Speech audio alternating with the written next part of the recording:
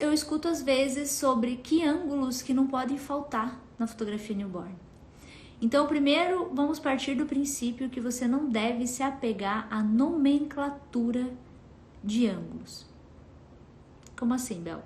Se você for estudar na fotografia básica mesmo, sobre ângulos e enquadramentos, você vai ver vários tipos de enquadramentos e tipos de ângulos. Por exemplo, plongé, contra-plongé, falando de ângulo, falando de enquadramento, plano americano, plano X, plano Y.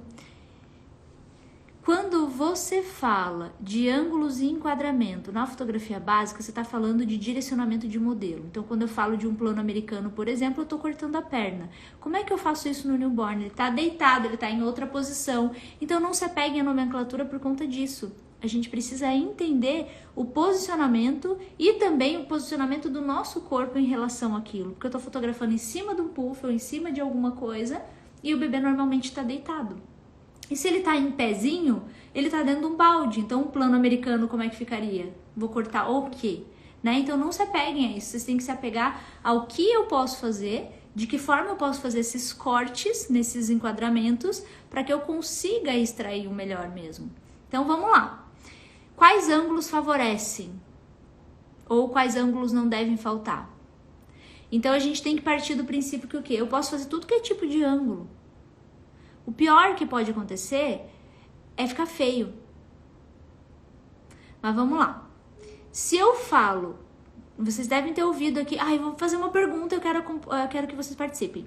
Quem aqui já ouviu dizer que fotografar o bebê de baixo para cima é errado? Coloca aqui. Eu. Escreve aqui. Quem já ouviu dizer que fotografar recém-nascido de baixo para cima, assim, aparecendo a narina, está errado? Coloca aqui no comentário, por favor. E, gente, não tá errado. Fotografar de baixo para cima é um ângulo contra-plongé. Fotografar de cima para baixo é um ângulo plongé. Agora, o que eu preciso olhar?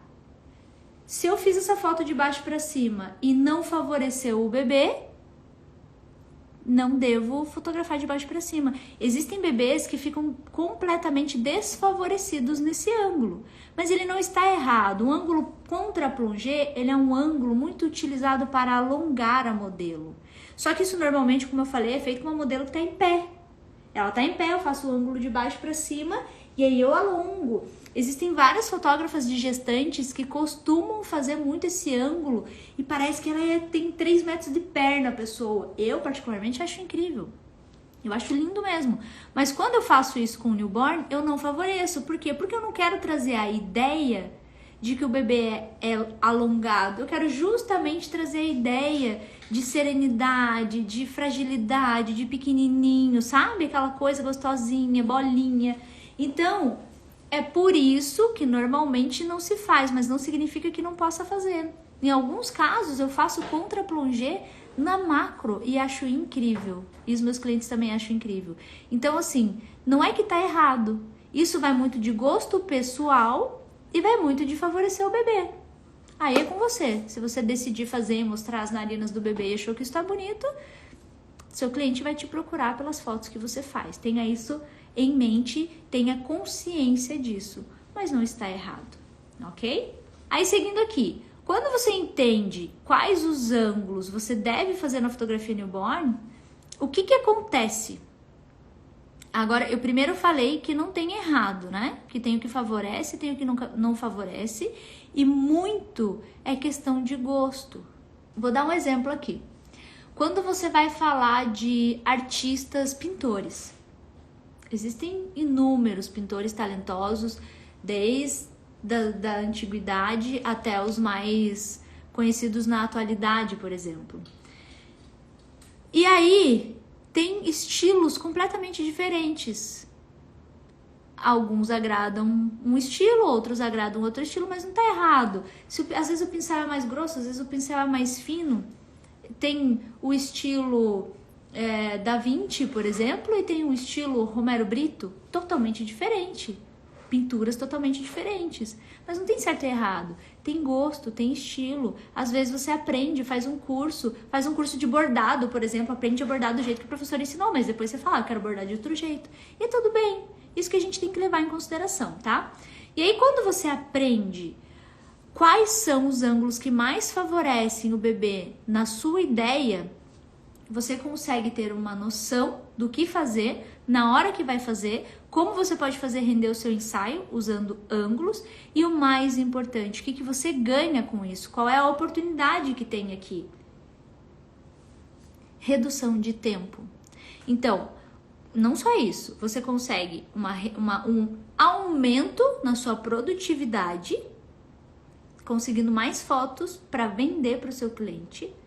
Você consegue uma redução de tempo no seu ensaio, consegue fazer o seu ensaio ser mais produtivo em menos tempo, é uma das formas de otimização.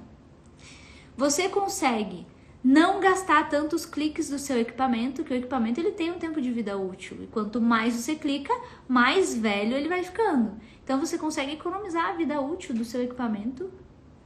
E você não fica tão aflito fazendo a dança da chuva em volta. Gente, como que economiza tempo? Você economiza tempo não só ali durante o ensaio, como na hora de fazer a seleção. Porque eu falo com pessoas todos os dias. Tem gente que chega a fotografar, faz 500, 600, 700 fotos de newborn. E tem dificuldade de tirar 15 fotos dessa quantidade. Eu já falei com pessoas assim.